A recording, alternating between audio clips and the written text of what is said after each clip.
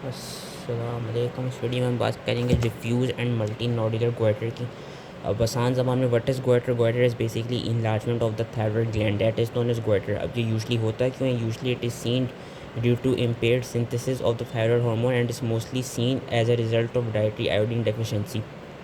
Hyperthyroidism के state में भी गोइटर हो सकता है, लेकिन मोस्टली हाइपोथायरॉयडिज्म के स्टेट में गोइटर देखा जाता है, क्योंकि बेसिकली होता क्या है कि जब हाइपोथायरॉयडिज्म की स्टेट होती है there is reduce thyroid hormone production and as a result it leads to a compensatory rise in the serum TSH level.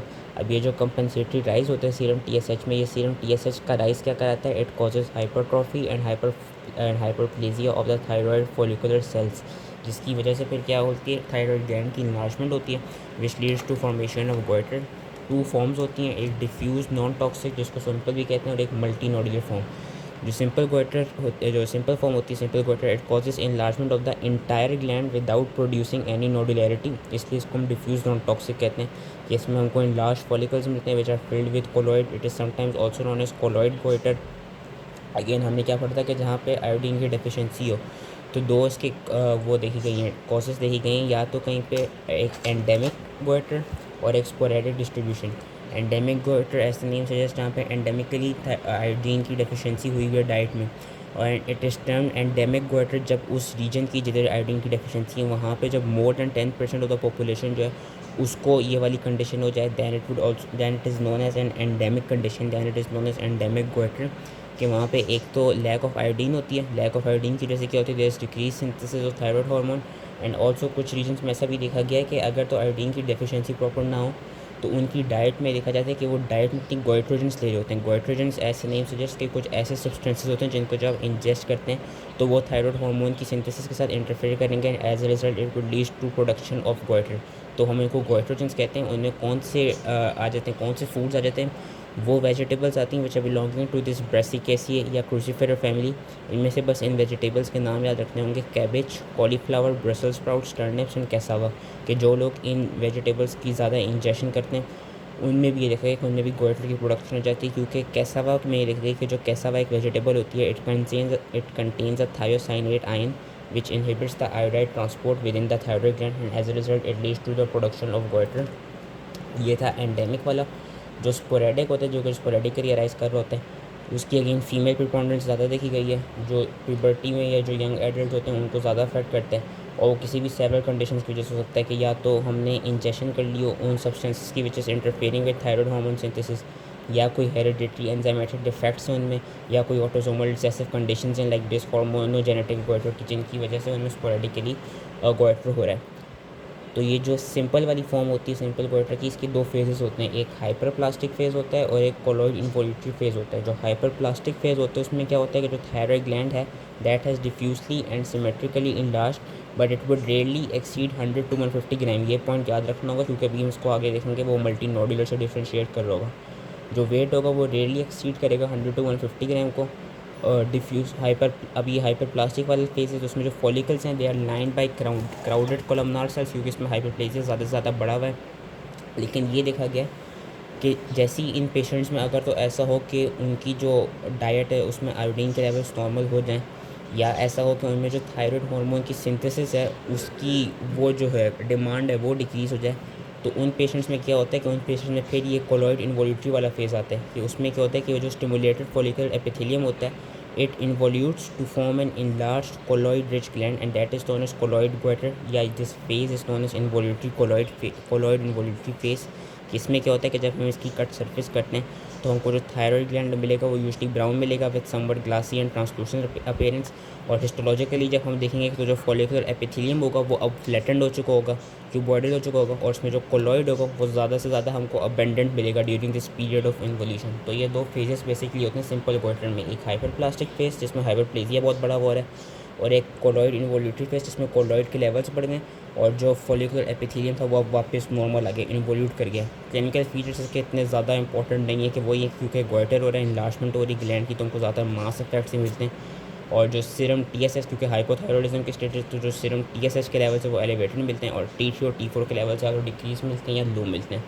So that was non toxic simple goitre. Now we come to multi nodular goitre.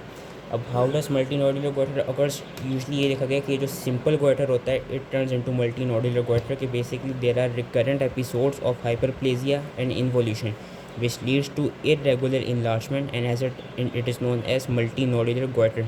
ये जो simple goitre है it converts into मल्टीनोडुलर goitre. कि इसमें क्या देखी जाती है, इसमें जो मोस्ट इंपॉर्टेंट क्लिनिकल फाइंडिंग मिलती है जिसके उन्होंने यहाँ पर फिगर दी हुई है कि there is extreme thyroid enlargement which is sometimes frequently mistaken for a neoplasm. ये न्यूप्लाज्म नहीं है लेकिन इस सेंस इतना बड़ा हो गया thyroid gland, as we can see कोई 52 ईयर ओल्ड फीमेल लिखा है कि कितना बड़ा थायराइड ग्लैंड हो गया कि जो क्लिनिशियन होता है, जो फिजिशियन होता है, ही और she sometimes might mistake it as a neoplasm.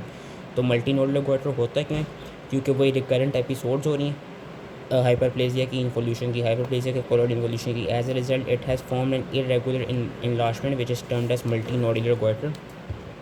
Pathogenesis इसकी ये देखी गई है कि अभी हमने पीछे मैं एक चीज़ बताना भूल गया था कि जो फॉलिकल्स होते हैं, जो जब हाइपरप्लेजिया वाली कंडीशन चल रही होगी उसमें ये होगा कि जो सारे फॉलिकल्स हैं वो यूनिफॉर्मली इनलार्ज नहीं होंगे, जिस तरह ग्रेव्स डिजीज़ में हमको यूनिफॉर्मली इनलार्ज मिल रहे थे। ऐसा होगा कि कुछ फॉलिकल्स बहुत ज़्यादा हाइपरप्लास्टिक हुए होंगे, मतलब बहुत ज़्यादा डिस्टेंडेड हुए होंगे, और जो कुछ फॉलिकल्स हैं वो समवट क्या कहते हैं स्मॉल होंगे, मतलब साइज़ में, कि हमको वेरिएशंस मिलेगी फॉलिकल्स के हाइपरप्लेजिया के साइज़ में। अब मल्टीनोडुलर गोइटर क्यों हो रहा है? क्योंकि इन्हीं स्टेट्स की रिकरेंट एपिसोड्स हो रही हैं। तो इसकी पैथोजेनेसिस में एक मेन इंपॉर्टेंट चीज़ ये है कि होता क्या है कि due to the variations among the follicular cells in response to external stimuli, जो मल्टीनोडुलर गोइटर आते हैं, मल्टीनोडुलर गोइटर में ये देखा जाता है कि अभी मैंने बताया कि कुछ फॉलिकल्स में क्या होगी, वो होगी वेरिएशंस होंगी। तो वो फॉलिकल्स जो कि ऑलरेडी साइज़ में बड़े में होंगे ड्यू टू दिस कॉन्स्टेंट क्या कहते हैं cycle of hyperplasia and involution, कुछ फॉलिकल्स ऐसे होते हैं वो क्या कर देते हैं, they acquire a genetic abnormality and as a result they produce a nodule. क्योंकि वही कॉन्स्टेंट उनमें हाइपरप्लेजिया इन्वोल्यूशन हो जा रहा है, तो एपिथेलियम का जो साइज़ है वो चेंज हो जा रहा है। So they have acquired a genetic abnormality which leads to production of a nodule and that nodule could might be polyclonal और मोनोक्लोनल। और ये इन्होंने आगे फिर बताया है कि जो फॉलिकुलर हाइपरप्लेजिया होता है and accumulation of the choroid, it sometimes produces a physical stress which may lead to the rupture of follicles and vessels followed by hemorrhage, scarring and calcification। And ये जो स्कारिंग होती है, scarring की वजह से ये होता है कि इसमें नोडुलैरिटी ज़्यादा से ज़्यादा अपीयर होने लग जाती है। इसलिए जो ये वाली कंडीशन होती है इसको हम मल्टी नोडुलर गोइटर कहते हैं, क्योंकि इसमें हमको मल्टीपल नोड्यूल्स की प्रोडक्शन मिल रही होती है। और इसकी मॉर्फोलॉजी क्या है कि उसको हमको जो मल्टी नोडुलर गोइटर होगा वो मल्टी लोब्यूलेटेड होगा, एसिमेट्रिकली इनलार्ज्ड होगा। इसका जो वेट होगा वो मोर देन 2000 ग्राम यानी मोर देन 2 किलो का उसका वेट होगा। एज वी सीन, इसका पीछे साइज़ ही इतना बड़ा है तो इसका ऑब्वियसली वेट भी बहुत बड़ा सा होगा। Sometimes there might be involvement of one lobe, या ऐसा भी हो सकता है कि कहते हैं दोनों लोब्स की इन्वॉल्वमेंट हो रही हो। जो इसका एब्सेंस वी सीन के इसका जो साइज़ है इतना इनलार्ज हो चुका होता है, तो जो आसपास के स्ट्रक्चर्स होते हैं या जो बिलोज के स्ट्रक्चर्स होते हैं लाइक जो ट्रेकिया आ गया, इसोफेगस आ गया, उनको ये काफ़ी कंप्रेस कर देता है। और उसी से रिलेटेड फिर क्लिनिकल फीचर्स हमको मिलते हैं कि उन्होंने यहाँ पे बताया है कि जो गोइटर होता है it produces a pressure on your mid line structures like your trachea and oesophagus and this goitre sometimes might also grow behind the sternum and behind the clavicle which produces intrathoracic या plunging goitre. के जो nodule है it में stand out mimicking a solitary tumour. Cut section में irregular multiple nodules मिलते हैं which are containing variable amounts of brown gelatinous colloid. जो older lesions होते हैं they have areas of haemorrhage, fibrosis and calcification and cystic changes. Microscopically हमको क्या मिलता है, जो कोलॉइड रिच फॉलिकल्स होते हैं they are lined by flattened inactive epithelium, क्योंकि वही वहाँ पे कोलॉइड रिच हुआ है और इन्वोल्यूशन ज़्यादा हुई भी होगी। और जो फॉलिकुलर हाइपरप्लेजिया वाले जो एपिथेलियम होगा that is accompanied by degenerative changes related to physical stress. Clinical features की अगर हम बात करें तो वही है कि सिंस उसका साइज़ इतना बड़ा है एंड सिंस वो आसपास के स्ट्रक्चर्स को कंप्रेस कर रहा है तो हमको मास इफेक्ट से रिलेटेड सिम्टम्स मिलते हैं।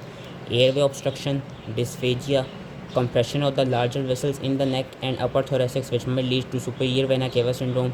और कभी कभी हमको इसमें प्लमर विंसन सिंड्रोम है वो भी कभी कभी इसमें हमको मिल जाता है।